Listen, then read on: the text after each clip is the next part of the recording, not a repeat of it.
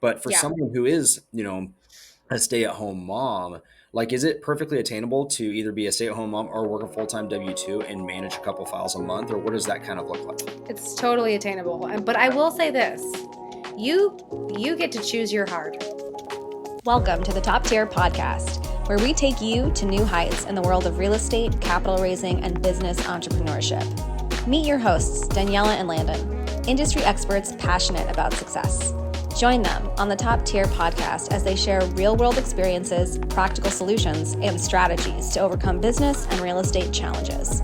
From expert interviews to actionable advice, they aim to inspire and empower you. Subscribe now to never miss an episode. Hi, everybody. Welcome back to Top Tier Podcast with Landon and Daniella. Today, we're going to talk all about transaction coordination and transaction management and why it's something that maybe stay-at-home moms or you need a part-time side hustle, why it might be something you might want to consider. Yeah, totally. I'm looking forward to this podcast to kind of dive into really a lot about you and your background and what got you interested, what got you excited about this. And just actually before I was talking to my wife about the upcoming podcast with you about this, and she had mentioned she was interested in it. And so I'm excited for her sake. And she actually put together like some questions.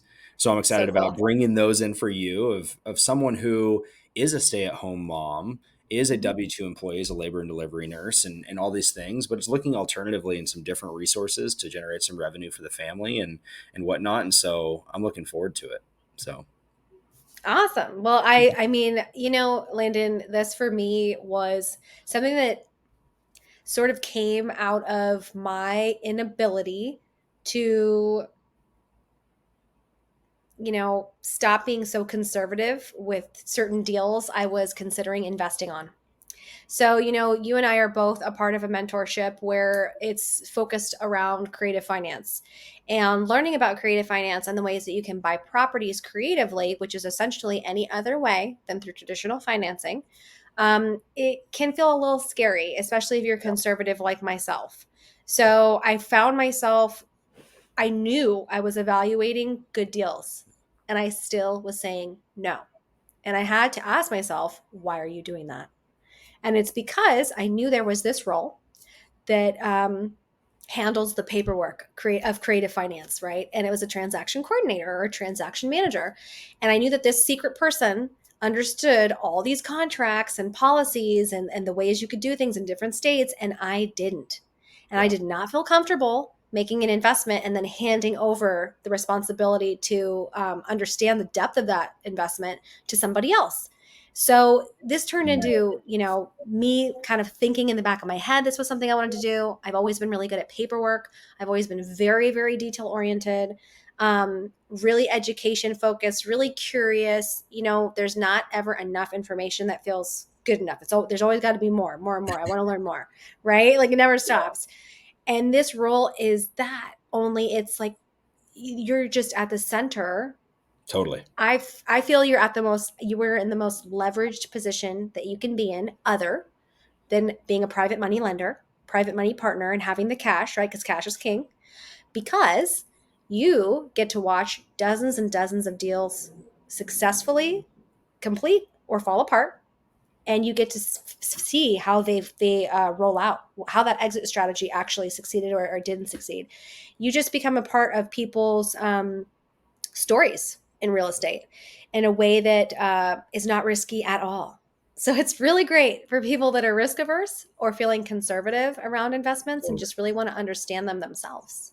I totally agree with you. And in understanding my role as a real estate investor, a person who owns multiple properties of different exit strategies, and I own a wholesale team that we're doing quite a few deals, and understanding that a lot of the nuances, a lot of the transaction is needing to be delegated so we can do what we do best, and we can delegate those roles to someone who does best at what they do.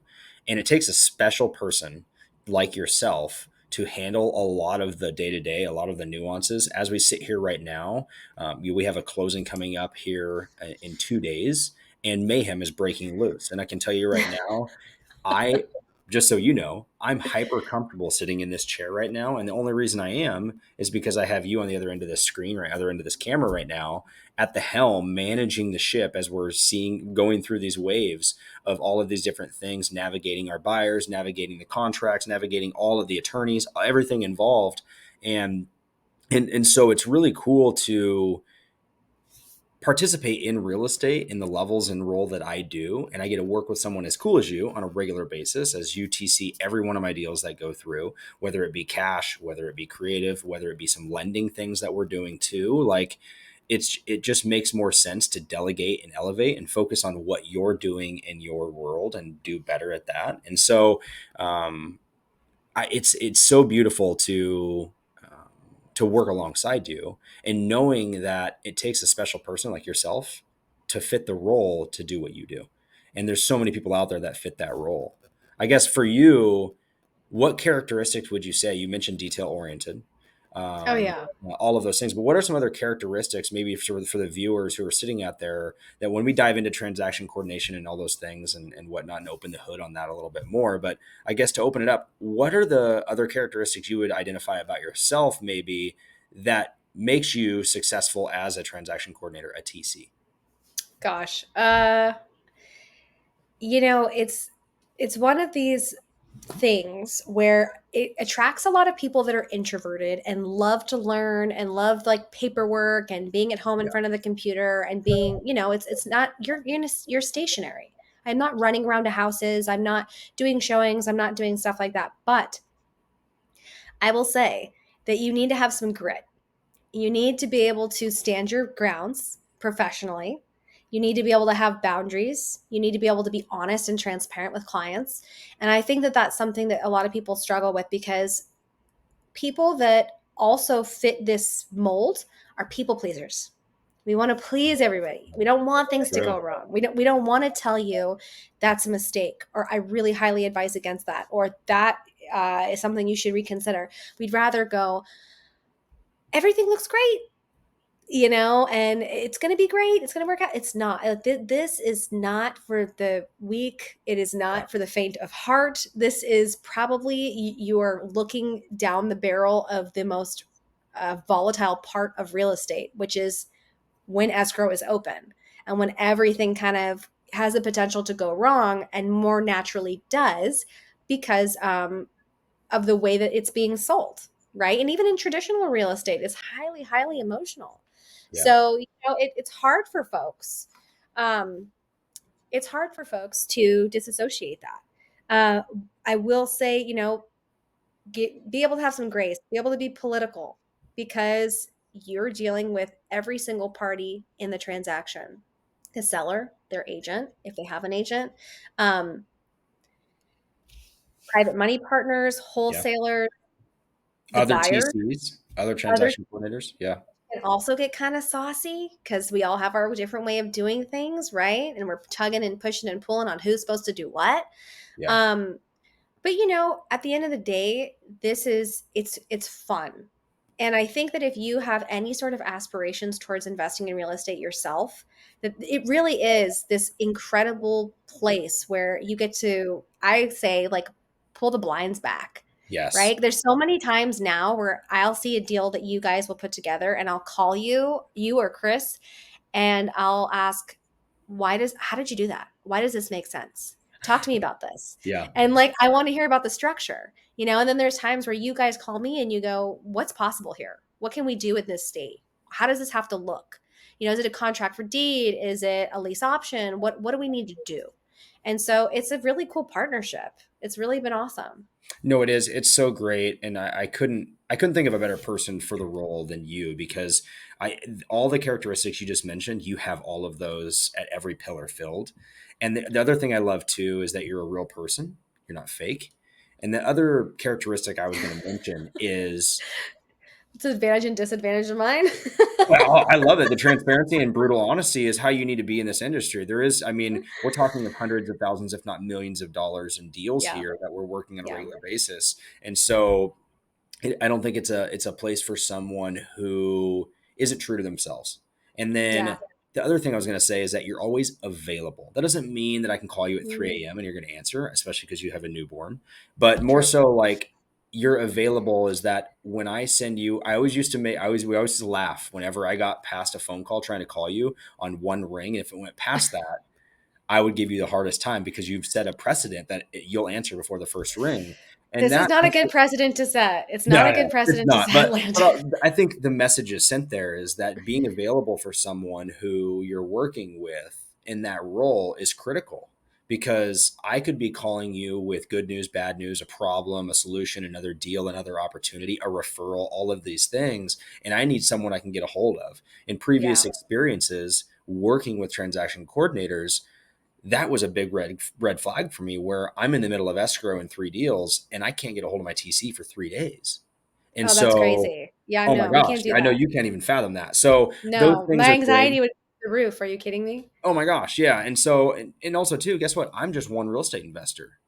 Yeah. I know you're working with other real estate investors too. And so I can't even imagine the amount that's on your plate. And if you disappeared for 3 days, how many of us would be knocking on your door? And God, so that'd be I think that's on on that point though, being available is critical. But I think you touched on earlier is that it's a stationary position with structure and whatnot. But guess what? yeah. It can be in your house where you're at right now in the Bay Area. It can Yep. be in an Airbnb in Costa Rica. It can be anywhere, and you can do this from your computer here. You don't have to be in a cubicle, in a office, or whatever it may be. This is something that you No. can create your own business. And then you touched on something that's so freaking smart is that someone who is kind of interested in real estate but needs to learn a little bit more of the how, but even more importantly the who, is when you become a transaction coordinator and you start working files, you start learning all the players. So I'm Yes. sure in your Rolodex, you know the private money lenders, the private money partners, other transaction coordinators, the real estate investors that are doing volume, these pieces, that players, this, whatever it may be, is that you've injected yourself directly into real estate investing, being a service provider through it. And you have all these contacts and resources. I know you could call me in an instant and ask any question you want. I'm going to either get you the answer or find you the person who knows it, or you already know that person. And so it's pretty cool how you can take an opportunity to become a transaction coordinator and go so many different directions. You really can. And I want to say like the one thing that I didn't say that is incredibly important is you don't have to know all of the laws, policies for every single state, but you have to have one thing. You have to have the fix it button. You have to be able to go, no matter what, I'm going to know how to fix it. I'm going to find out how to fix this. Hell or high water. Yep. And right now it's victory at sea on one of these deals we're doing. And regardless, it doesn't matter how bad it is, we're going to figure it out. We're going to find a solution. Whichever way it goes, there's always a solution. So, And if you don't yeah, know it, to your point right there, and if you don't know that like this is a big thing too in the world of not just transaction coordinator, it's everything, is that a lot of people illuminate problems, just bring up mm, problems with no intention of figuring out themselves on how to solve it or finding the who that can help them solve it that solved it before. And what's cool about, the role that you play is you have so many connections that are equal to you in the transaction coordinator world. You've built like your own little community and network that when you're experiencing a unique problem to yourself that you haven't experienced before, you have a network of other transaction coordinators that you can field that question to or that problem yeah, to and find those answers. You're not alone at sea on a sailboat. absolutely. Yeah, definitely. Definitely. So, it's a position that I think I took for granted at first, to be honest with you. What I do you thought it mean? was just going to be a side hustle for me. I Mm, had a full-time W-2 at the time. I really didn't need the extra income, but the files started coming and I really wanted to learn because what I wanted to do is put the income I did have to work. And I okay. knew I wasn't doing it, right? So I started getting more and more business. And then I started waking up early and earlier, right? Like we'd be on the phone, we would literally, I'd be on the phone in the dark in my house because I live in a small coastal home, and it'd be 5 in the morning, and we'd be rapping about like whatever questions we had because Landon had a W two, and we Yep. were both like had to get it done before we moved on to the next part of our day. And then at lunch, I'd have like dozens of texts. I'd be like calling Landon back, doing audio texts. It got to the point where my business started to surpass, the need for a W-2. And that was unique, I will say. It was, Mm, I really spent the time developing a lot of the relationships that I had that led to my first files in the year before, because I was just on a mission to talk to as many people I could about their story. That's how I learn. I love stories, and I always want to hear about how people are doing what they're doing, whether it's successful or not successful. And so I would just call people in our mentorship and go, I just want to hear about your story. Just talk to me about your story. Like, what did you do? What are you doing now? What do you want to do? That was it. I didn't ever ask them for anything. And our mutual friend and colleague, Brad Contreras, was the first person to give me my first file. And he was the really? first person to start pushing my name and say, you can trust her. She's good at this. You should work with her. And then you were the second person. Wow. So, and that was a year ago. That was a year ago this Yeah. month. I've been Yeah. TCing for 1 year. And I Oh my told gosh. myself at the beginning of this, I'm going to do one thing in real estate for a year, like our mentor tells us to. I'm going to TC and I'll learn how to do this inside out so that no one can ever show me another good deal and I won't be able to take it. I love And so it's been a year. It's crazy. Yeah, so that was for you. It was a vehicle, and I remember actually speaking of vehicles, pun intended here. I remember one moment you were still working your W-2, and you literally FaceTimed me because we were navigating something right when you were walking out of the office, hopping in your Uber to ride home or whatever you were doing, and we FaceTimed the entire time you were in there, and then you went home, switched over the FaceTime to your computer to get right to work. You went from work to work, and that says a lot about you as a person and as a mother and all the things that you do. It's really impressive, and I think it just illuminates kind of the person that you can become and what you can achieve within this. It's you can, I guess, what can you do? I mean, from a standpoint of how far can you take it Mm-hmm. to, if Mm-hmm. someone just simply, because you took it from simply a side hustle to a full blown business, but for Yeah. someone who is a stay at home mom, like, is it perfectly attainable to either be a stay at home mom or work a full time W-2 and manage a couple files a month, or what does that kind of look like? It's totally attainable. But I will say this. You you get to choose your hard. There is always hard things. My hard was that I was really dissatisfied with the schedule of my W-2 because my son's starting kindergarten next month. My first kiddo in kindergarten. I have a 5-year-old, a 3-year-old, and a 1 month old. And I knew I wasn't going to be able to drop him off or pick him up. I knew that if I kept this job. I knew I had a timeline and I knew I had to keep income because I have other things going on in my life that I've taken on, that I'm not willing to dump on my husband. Yep. And I had to figure something out. I had to do it. I had to do it now. And so, I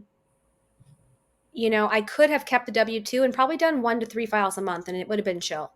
It would have been fine. But again, if you want, there's different levels of that, right? You could be the TC that doesn't answer for 3 days, or you could be the TC that's on it like that. And if you're going to be that kind of TC with your education and everything else that you have going on, you're going to have to wake up a little earlier. You're going to have Yep. to go to bed a little later. But you know Yep. what? You're going to have a side hustle and you're going to have a really like probably 1 to 3,000 extra dollars a month. That's a lot. For some people, that's an entire salary. Yeah. So let's So, stay in that. So, like, if someone's doing 1 to 3 deals a month, and we can go deeper into what is a deal, what does that yeah, look like? The average rates of typical fees of what you are doing and what constitutes a deal and whatnot. But, if someone's doing 1 to 3 deals, you said, you could between $1,000 and $3,000 a month. yeah, I guess how much effort would you kind of ballpark on a weekly level? I know it's always different, and especially in the creative finance world, every deal is different, and there's always new folds. It's irregularly linear in these deals, and so I of understand that. course. But what would you say on average per week uh, would you be putting toward this if you're doing 1 to 3 deals a month, let's say? I'd say 2 hours a day on average. Two And hours a day? it ebbs in 2 to 3 hours a day, depending on the part escrow that you're in. The front half of escrow is heavier. The back end of escrow is the heaviest. The middle is a little quiet with these creative finance deals.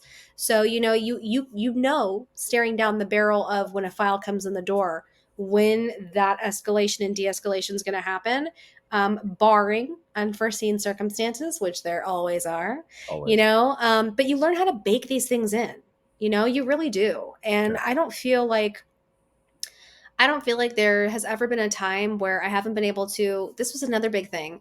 Attend to my kids. I've had my kids homesick for days, and I've been on the phone, on Yeah. Zoom calls. I have Isla with me, my 1 month old.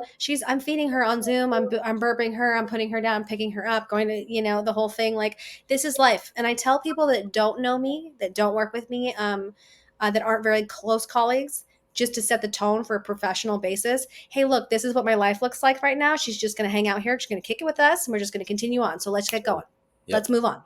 Let's Exactly. don't worry. Don't sit here worrying about the fact that I have my baby here or No. that I have a sick kid at home. Let's move forward. Let's get this deal moving. Let's do. And people all of a sudden they go like this, and they're like, okay, yeah, back to work.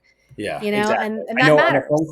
the phone call earlier today, I mean, two examples right now. The phone call earlier today, we're on a three-way phone call on a deal we're actively working that is just bonkers. And I hear while there's silence or while you're speaking, I hear the back pat of a baby getting back because I know that sound because I'm in the middle of it too right now. And it just makes me smile and appreciate is like, you're freaking killing it. And it's so cool to watch you navigate the point of life you're in right now while still thriving. And you are integrating your business, your work into your life and your life into your work. It's just a coexistence, very similar to me. My life is purely work integration. It's there are no hours, if you will. It's always going, until you decide to shut it off. And you can certainly pick a time to shut it off, and something. So That's like healthy boundaries, right? Like, you don't have to be TCing at 8, 9, 10 o'clock at night. But if you have to be TCing at 8, 9, 10 o'clock at night, more than likely your investor's going to pick up the phone. They're going to want to get there. They're going to want to address whatever issues that you have. yeah. And, this is the thing, Landon. I'm in the Bay Area. 3 kids and full-time childcare is over $6,000 a month. I'm not Yeah. doing it. Yeah. I'm not doing it, man. I mean, there's no freaking way. So what? I can run home after 5 o'clock, scramble and cry my way through dinner because nothing will be bought, nothing will be cooked, and nothing will be cleaned. And then I can die 2 hours later once the kids go down and hope Isla doesn't wake up 15 times a night. I mean, no, we No. don't have to live life like this. No. I live in an area of the country where people grind so hard, and the Oh, reality is almost everybody is a 2-income family, right? You have to, mom and dad both have to be working. And I am a part of, I got a lot of friends here, and I ask them, what do you do during the summer? I don't understand. What do you do during the summer? And they share Excel spreadsheets, and they have camps. And this time ends here, and this time's it, and then we go to space camp, and like it's an Excel spreadsheet, and it costs between 15 and 25 grand a summer to keep your kid in those camps, and contingencies at work to run around and pick them up and drop them off and keep working. And it's like, what are we doing? yeah. What are we doing? What are we freaking doing, man? Like, I just had to find a way. And when you have to find a way, it's not even about thriving, or it's just that there's a grind and a hustle in me that is just, no, I have to do this. There's just no other way.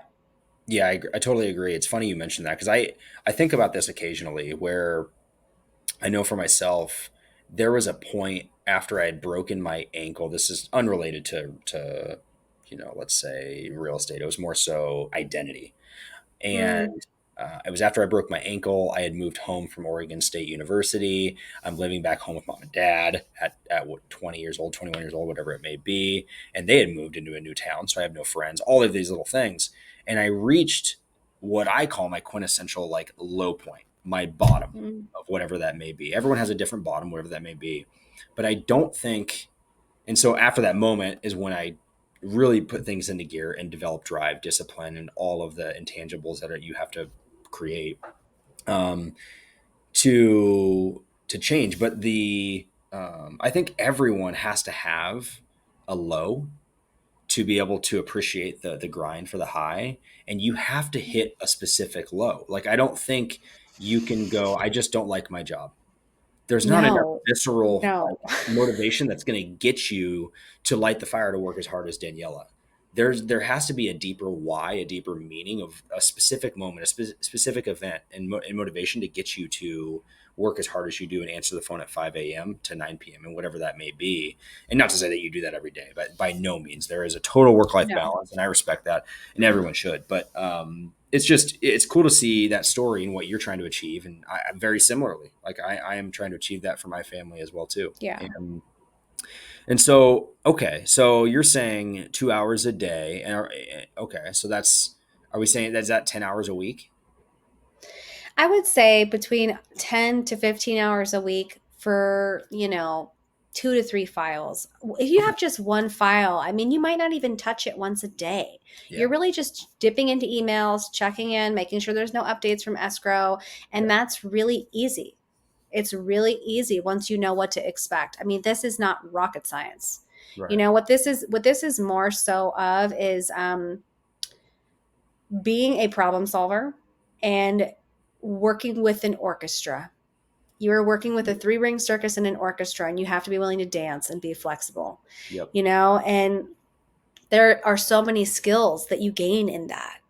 I mean, the way that I'm able to navigate myself now versus before doing this is just completely different. And I've always been a little bit sharky professionally. I've always been like really bitey about things. And now, I'm learning how to listen more, step back more, but also fight for my clients. Because without the trust of my clients, all those points, all those advantages of being a TC, they go away. My Mm. leverage, my relationships, the trust that I build. Right now, I have serious trust built with people that I deeply respect, and I fight for them.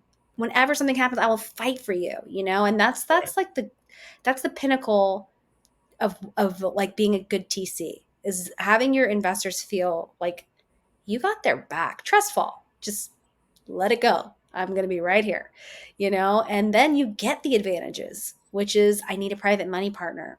I need this. I need that. Landon, what do you think? Will you partner with me on this deal? You've done sober living. I've never done sober living. Right. Like that's those are the advantages of this.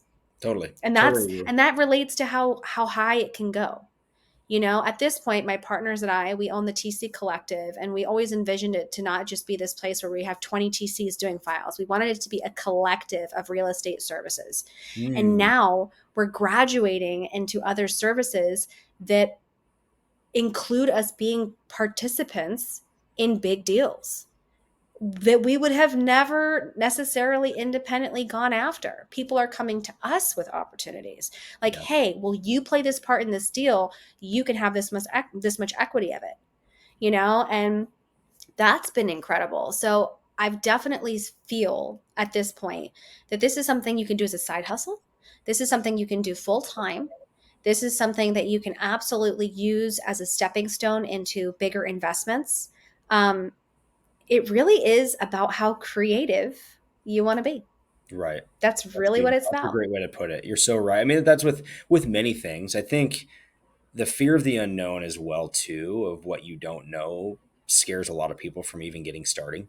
That's with Oh everything. yeah. But the way you break it down of like, hey, you can manage this for 15 hours a week, or not even, and do 1 to 3 deals a month and keep it as a side hustle. Maybe that pays for your kid's private education or a summer camp or whatever it may be, and you're learning about real estate and playing a role to meet the right players who do have the money and all those little things. Or you can take that and maybe it starts out as a side hustle, but then you realize Mm-hmm. like, I actually really enjoy what I'm doing. I love what I've learned too is like, I love the people I work with. I love to wake Yeah. up and know I get to talk to Daniella today. I get to talk to Chris today, and all the people I get to work with, I get to choose who I work with. That's a Which cool is thing too. crazy. That It's is so crazy. so cool. But then you can turn it into what you've done now is you've turned it into the collective, which is you and two other rock stars that are like-minded, and want to build this thing into a little bit of a bigger monster and delegate some of those roles amongst one another and build it into something really cool to where I wondered, I doubt you even thought that was possible when you first got started. My God, Landon, are you freaking kidding me right now? Yeah.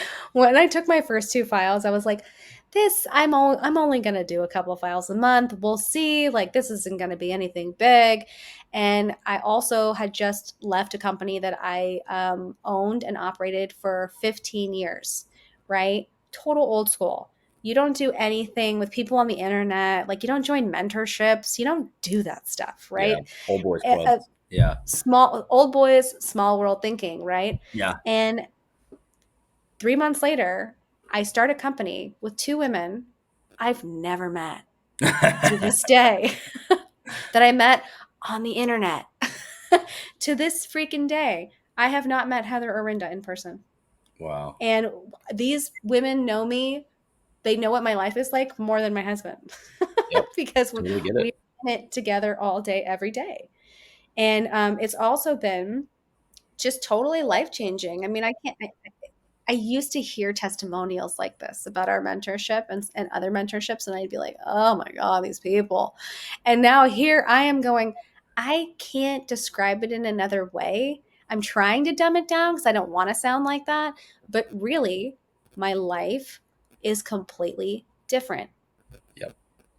Yep. Your life is completely different. Your friend group still has some of the same friends, no doubt. Those will never go away. But, Totally different. The people that are on my text threads is just oh my gosh, different. it's completely different. I just look completely same here. My Rolodex and my phone now, the amount of people that I could call when I have a problem and I need to solve it, or a financial thing that I need to raise money. Like the other day, this is a side note, I got approached with an opportunity for a lending deal. And it was quite sizable, $3 million lending deal, double close. That's a lot. Okay. Oh, And wow. I personally don't have $3 million liquid. I will, but the person that does, I bet she's in my phone. Based on the networks that you and I have created, we coexist in very similar networks in our real Mm-hmm. estate world and what we do, which is really cool. And so I simply sent out 5 text messages to 5 people that I thought either did have it or they know someone who does. 3 of which responded and said, "Let me see, how quickly do you need me to get liquid?" And so I have the Pretty level of cool. connections I didn't have, much like you do, very similarly, have very identical connections. And that all started with just getting in the business and learning it as you go. You're not going to know everything. I can tell you right now, I do not know everything. I'm just doing it and learning as I go. I'm doing things that I don't even know how to do. And that's a kudos also to you, because I trust and rely upon you for a lot of decision making too. And that's what a big thing about a transaction coordinator too, is that, we have, I was approached with someone today attempting to reduce my fee on a property. And I talked it over with my partner about it and tried to understand the realm of it all. And I valued his opinion very much so. But I needed to hear Daniella's opinion. She's a rock. She knows the intricacies of the deal that's going on right now, to see kind of the motivations, where it's coming from, and all those little things, to give me an opinion. Not necessarily financial advice, not necessarily the decision I will make, but as a trusted friend, colleague, business partner, and person that I've built a relationship with, is I needed that push to know which decision to make on that and where to go with it, whether we should reduce our fee or not. And so I think that's something, kudos again to you on that, but just that role that you have in real estate Mm. deals, as you become close with your investors and your friends, that you get to play a major role in their business as well too, you know? Well, it's funny, Landon, because it's totally a two-way street. There's a lot of investors that approach transaction coordinators, and it's kind of like, yeah, you're the TC, you're going to do the paperwork. You're kind of like my executive assistant. No. But that's undervaluing and devaluing so much of what we're capable of doing, and the nuances and knowledge we do have. And I think a lot of TCs that are people pleasers just let that happen. And they are cool with clients like that because they're clients and people need to make money, right? We're all here to make money.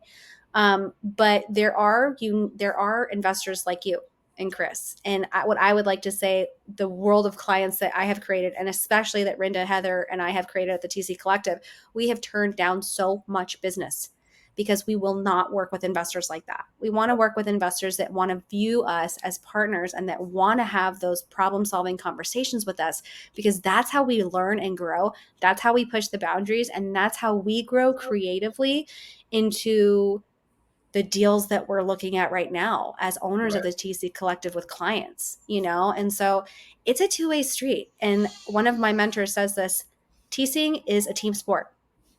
You don't get to go away. You have to remain available to me too. and Landon always picks up his phone. And that's huge. The investors that don't email back, that don't answer the text, that don't answer, and it's like urgent, please answer. Second attempt, third attempt. Yeah. I mean, I've canceled files. We have canceled, like, we are canceling this file. We can no longer service you. You're not communicating with us. Yeah. Yeah. So it's a two-way street. But when you find the right people, like in anything in life, the work becomes fun and easy. And there's an abundance of it out there too, is that you get to work with who you want to, but also too, like, there is so much out there. It's a completely blue ocean for you once you get in it. One of the questions, my wife actually sent me a few questions that I wanted to ask you, and the Please. first one kind of goes into is, originally when you got started, I think you kind of answered this, but how are you getting your leads and your deals?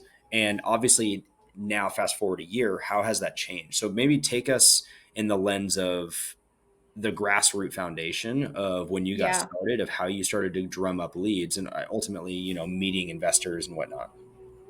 So within like the creative TC community, I lead a group of TCs in the Pacific region of the continental US. And for new TCs, I'm always telling them, don't quit your job. Don't quit your part-time job. Don't quit your day job, because you're starting a new business. This is a new business. And people that have never started a business before don't know how hard it can be to get clients or reoccurring business, and they can get discouraged real fast. People that aren't used to marketing and putting themselves out there. And that's exactly what this is, that I got really lucky and didn't have to do for my first file, right? My first file came to me because I kind of marketed myself for a year, and I built relationships. I built friendships with people in the niche I was working in.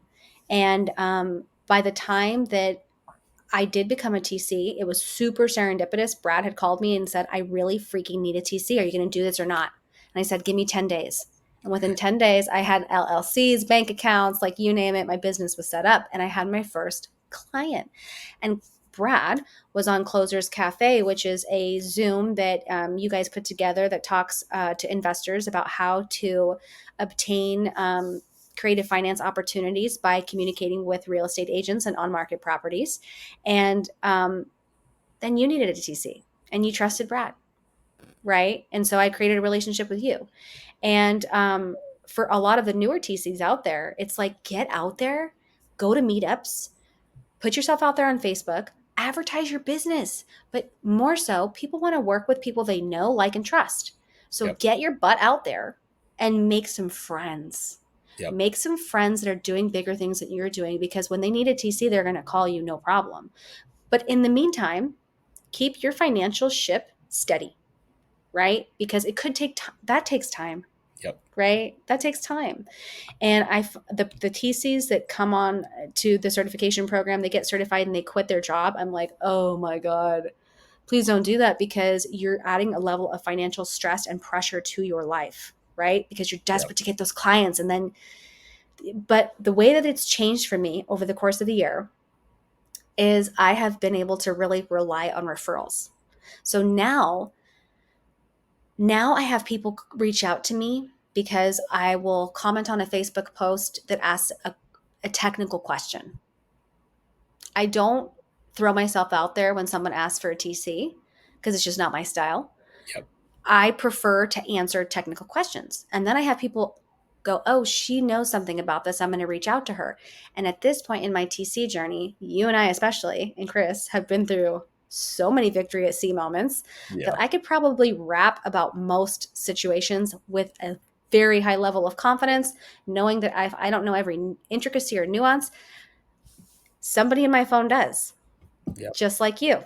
Yep. Right. And I feel really, really confident about that. And I think that is just something that you gain when you get beat up a little bit. Totally. You got to get beat up a little bit to gain that level of confidence. And so, a year later, a lot of my business comes from education and referrals. And, because I have other goals in our business, I don't necessarily want 10, 20, 30 files a month. Yeah. So now I'm starting to give files to people that have come onto the collective that are new. Yep. And then I'm auditing their work and working with them, and I'm the point of contact, but they're doing the work. So it's been a pretty cool evolution. That's way cool. That's way cool. So to wrap all that up, create a brand, create an identity of who you are, and do it the right way. Don't be thirsty. Don't be thirsty in the comments saying I'm a TC. I get hit up all the time, DMs from people saying they're a TC and they want to work my next file. That's not the way to attract someone Do like you me. really? Oh Oh yeah, my all the gosh, time. that's so funny. So Sorry, watch, guys. so watch your back. No, I'm just kidding. No, but no, it's no different. I mean, the same thing with lenders too, right? I get DMs all the Yeah. time of various things, and so for me, that as a human, as a person, I don't like that. I'd rather it be what's the word I want to think of? Like natural in a way. I see you out at the meetups. Like I see Avita at the meetups doing the Yeah. thing and meeting other people and doing it the right way by being a person first and building a connection and then getting to talk about what she does and how she can solve Hmm. these problems. Like I get business simply telling the stories of the deals that I do, very similar to you, of you answering the problem that someone has on a Facebook post, of how you solved it through your experiences and whatnot. And so that's the right way, as well as the referrals. That's beautiful. And now that's what it leads to. It leads to the referrals because like someone like me can't stop talking about when I have problems. Oh my gosh, Daniela and I solved it this way. If you don't work with Daniela, you need to be working with her and all those and her team and whatever it may be. And so you're when you find that right client, they're going to be your biggest cheerleader and bring you the Yeah. most business. It's no different than plumbing. It's no different than Hmm. electricity. All the little things. And so that's Yeah. pretty cool. Okay. Okay. We already talked about how many deals you. So what are you actively doing right now in terms of deals a month now, a year from? I guess what was your biggest month? Maybe we say that Probably 15 files. 15 files. Probably 15 files, and that doesn't sound like that many, but they can be rather cumbersome. I would Oh say that 5 files a month is going to keep you busy. yeah. Eight to 10 files a month, you're going to be working full time. You're going to feel like you're working full time. If you're doing more than 10 files a month, you're running. You Yep. are running, and it is not necessarily fun I guess, do because, you at that point, I guess at what point would you argue, or like maybe, and it's hard, everything's different, but would you say maybe it's time to delegate some of those tasks? oh, Is it 10? yeah, Is it 15? Is it, when is it? I'd say 15. I'd say 15. Okay. I mean, this is different people are going to have different opinions. And of course, I have a bunch of young kids under 5 and under, right? So Yeah. there are parts of my day that feel super heavy, Yeah. that I can't stop and, deal with the TC things. So I would say that when you get to 15 files, if you even had an assistant TC helping you out, and you're giving the next generation of certified TCs the opportunity to learn on the job, you're giving them a percentage of the overall cost of the file based on the percentage of the work that they did, and then all of a sudden you're growing your own business. It's Yep. pretty freaking cool, That's and I think that's where it gets hard when you start to really pile on. And Rinda's top month was 20 files. I know some TCs have done up to 30 files and they've been drowning yeah. with an assistant. But that's where it gets tough, Landon, because it's like, part of the joy of being a TC is being a perfectionist Yeah. and wanting to get everything right and Yeah. having the level of client support and relate. Like, we established this relationship because of the level of availability I gave you. Yep. If I had 20 to 30 files a month, I would never be able to be a part of your business in the way that I am. And that would take a lot of the joy, opportunity, leverage away from what I'm doing. Yeah. I don't like turning and burning. That's Right. not our business model, but there are other business models where, they're able to take on more. They Oh have yeah.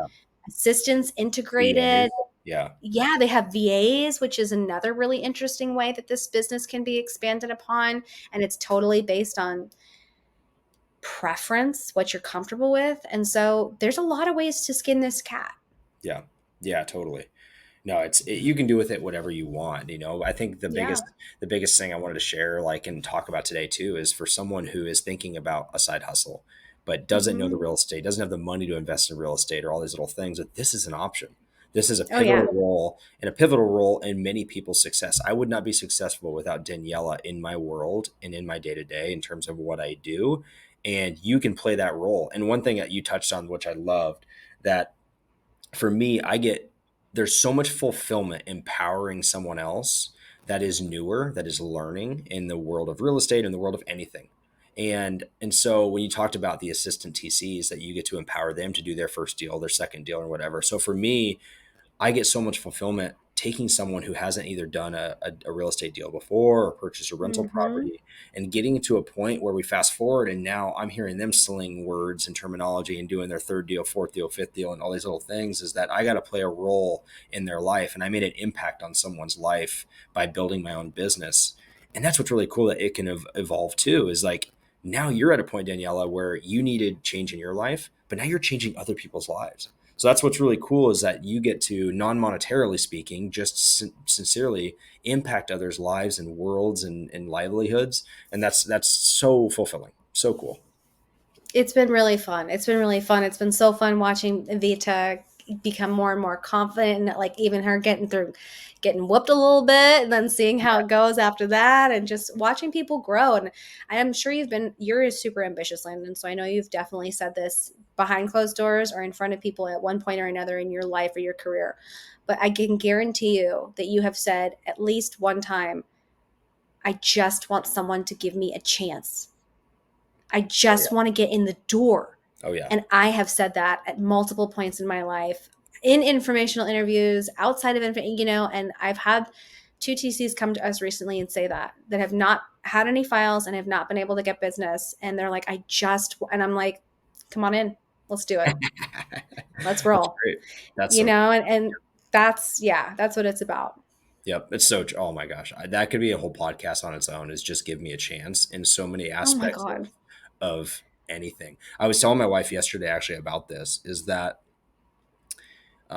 I may not be. This is a kind of side note. In the car, we were driving to our little date day yesterday, and I go, Caitlin, I may not ever be the best at what I'm doing right now in the real estate world. I'm definitely not right now, but like in general, I may never be the best. But I'll tell you right now, I will last the longest, because I Right? just want a chance, and I'm just going to continue on until I get to whatever I need to get to. And Yeah. so it's just for me a matter of consistency. And so kudos to those people who approached you guys of like, hey, I need help. I need a chance. And so hopefully other people are seeing this and doing that as well too. Not necessarily to Daniela, because she's already overwhelmed and she's going to be overwhelmed with other people, but other TCs, reach out and communicate and network and work with others. Absolutely. Yeah. All right. Oh, here we go. How does one determine their rates in terms of TC work? And I think Hmm. that really unfolds into when you mention a deal, a file, whatever it may be. Yeah. There's multiple ways that you can be involved in a real estate transaction as a TC, right? There's probably Yes. what, how many, three or four different roles that you can play to get compensated for as a TC? Yes. Okay. Yes. So, when we say a deal, we mean a property, right? Like a contract. When you buy a property, you go under contract. You execute a contract. You sign your name on the dotted line, and then that packet of paper becomes a deal. We call it a file. We open up that file. We open up escrow. When I was little, we used to hear like, "Oh, someone bought a house," and I'd be like, "Well, what's going on?" "Oh, we're in escrow." It was about this elusive phrase. We're in escrow. Yeah, We're in so escrow. true. So true. Right? We have So no idea true. what that means. We're in escrow though. And No. so they'll let us know. They'll let us know. Right? And it's a 30-day period of time where the transaction coordinator or manager takes your proverbial file and moves it across an auditory line of milestones to the close. When it's closed, you get the keys. You go off into the sunset and you do your thing. So a traditional transaction coordinator is typically employed within a brokerage. So they're a salaried employee, and they're usually making for traditional deals probably between 250 and 450 a deal. Creative finance is a real different thing. We're not in-house employees of anybody. We're 1099 service providers. We work nationwide. We're not relegated to one state. We really, the amount of nuance that goes into our job is in, incalculable, because it's across the nation and there's different rules per state, per county sometimes, as far as how you can transact a property in that state or county.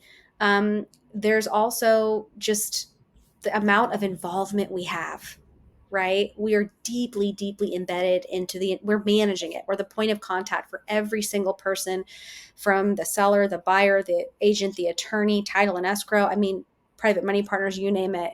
The deals can be very, very complicated.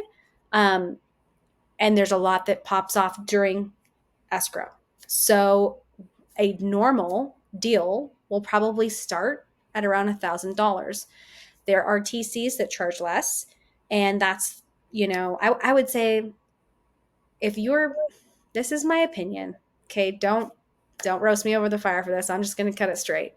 If there's creative TCs out there charging less than $700 to do a sub two for an end buyer, I would really be concerned about that. That's a very low price point. And I think that sometimes folks, really desperate for business, they make all these discounts and they set a precedent, and then they're doing so much work for so little money. And that's not why we're here, right? We want to value what we're doing. We also want to value our trade. So there's a way to look at a deal, right, in creative finance. And that is, you're either representing the buyer, the person that's going to buy the property, or you're representing somebody like Landon, who is a wholesaler or an assignor. They're the middle party. So you have the seller, who's party A, you have the assignor, who's party B, and then you have the buyer, who's party C. So you could be representing the buyer, or you could be representing the assignor right here in the middle. And the A to B part of the transaction is usually lighter than the B to C. So at the TC Collective, and pretty prevalently with creative TCs, the B to C is always charging more. We're doing more work. We're doing a lot more work, a lot more oversight, looking at paperwork that is completely different than A to B. And the A to B part of the transaction, you're really working to see, can this deal be done like this in this state? I have to find a creative friendly title and escrow company. Do they understand what we're doing? Can they accomplish what we need them to? You're looking over title reports and title commitments, making sure there's no extra liens in the background that the seller hasn't told you about. So this is a lower price point. And, you work out things with your clients. When your clients start bringing you volume, you can lower your price. Some transaction coordinators, they do subscription models. When a deal becomes more and more and more complicated, if you're open with your clients about expectations, you can raise the price as the deal gets more challenging or takes more of your time. So there's a million ways really to skin this cat. But what you're really doing, what your job is to either represent the wholesaler, party B, or represent the end buyer, which is party C. And so, it's a really interesting niche trade. And I think that look, like Landon, there's tens of thousands of transaction coordinators nationwide, but they're in brokerages. They have no freaking clue what we're doing. And most people, aren't really aware that you can buy a contract for deed, agreement for sale, a property like that you could buy a lease option, that you could buy a subject to, you could buy a seller finance. People are like, what are you talking about? Yeah. Like, everyone knows what seller finance is, but no one knows what a contract sale is, even though seller finance is technically a contract sale. Every sale is a contract sale. You know what I mean? Yeah. So it's like all these little funny things. But, we're charging a minimum of $1,000 per file. And so our files go up from there based on complexity, time, all those things. So when I say that if you're doing 1 to 3 files a month, if those files close, you really should be making $1 to $3 grand a month, and that's on average. Some people charge much more than we charge. Some people charge less. But it's a much higher price point than a traditional transaction coordinator for a brokerage. And I think that's where we get a lot of people going, yeah, right, you're not charging that. And I'm like, it's the same thing with you guys. I'm like, look at the HUD. Look at the HUD. Right, yeah, here's the receipt. This is what I got wired. I don't know what to tell you, you know? Yeah. And I think that's harder for traditional transaction coordinators who aren't aware of, what the heck we're doing. Right. No, you eloquently put it so perfectly in terms of not only a deal, a structure, a contract, and your role through that. And I hope that someone got inspired from this today. I know my wife will. So. She's going to listen to this before we even post it, I'm sure. and reach out to you to just pick your brain even more. And Tell her to, I'm like, reach out at the Daniella Devine on Instagram. Reach out. If you have questions, reach out. This stuff is, it's real. It's the real it's deal. really cool, and you're so great to field questions and all these little things, and so thank you for today to kind of illuminate that. I guess, did you have anything else maybe you wanted to talk about from a transaction coordination standpoint, or where to go? Or I guess we didn't talk about too where you learned how to become a transaction coordinator. Yeah. So there is one of my mentors. Her name is Molly Tennant. She has a certification program, and it's called Top Tier TC. And I think that that certification really helped me understand this trade in a very structured, strategic way. It also offered me entrance into a community full of hundreds of people doing what I'm doing. And so when you're talking about my ability to go into my community and ask those questions, those are my people. Yeah. We have Q&As weekly, we have events, we have different Zooms where we learn the intricacies of different transactions, especially as laws change in different states. We have educational outreach opportunities with closing attorneys with title and escrow. They come in and we do workshop specific transactions. So I would say if this is something, if creative finance is something that you know about and you want to learn more about, and you think that this is really for you, I would definitely engage in that mentorship program. Please reach out to me. I'm a regional leader in that program, and I would love to kind of walk you through all of the things that we're doing right now and learning. But I will say that my success is such a large part attributed to my participation in that, because it's just an endless resource full of people that are like-minded that want to continue to learn. And if we don't continue to learn and sharpen our tools, we can't support, everything that you guys are trying to accomplish on your end, Lyndon. So yeah. So, I mean, you hit the nail on the head. And when I'm listening to this and thinking about the person watching this video right now, I think of someone who is in their W-2, which means you have an employee mindset. Listen, I still have portions of that as well too. Same. And you enjoy Guilty. structure and a system to start with. And this is a perfect way to do that, is that you're not starting in the middle of a field going, which direction do I go? You No. have a structured system of where to go. And beyond just that alone, like that alone right there, I have no idea how much it costs for this deal. That alone is worth it. But then you graduate from that, you have it for the rest of your life, and you have the continuing education, it sounds like, with various accountability Zooms and the people you get to be a part of. You get to be certified. You get to tell people you're a certified transaction coordinator. As Yeah. well as two, you get to work with other certified top tier transaction coordinators.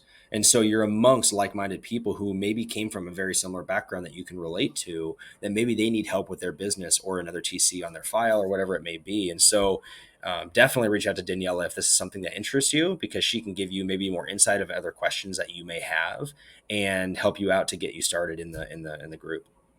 Yeah, absolutely. And the last thing that I'll say is that even if your interest really does lie in grander investment goals and you want to start here, it's the place to start. You will thoroughly, thoroughly understand and get so much closer to your own goals and investment. And yeah, you'll just be that much further along. So it's a really great community to be a part of. So thank you so much for giving me the opportunity to talk about what the TC Collective does today and just what we do every day. Yeah. Cool. Thanks, guys. We'll see you on the next one. Thank you.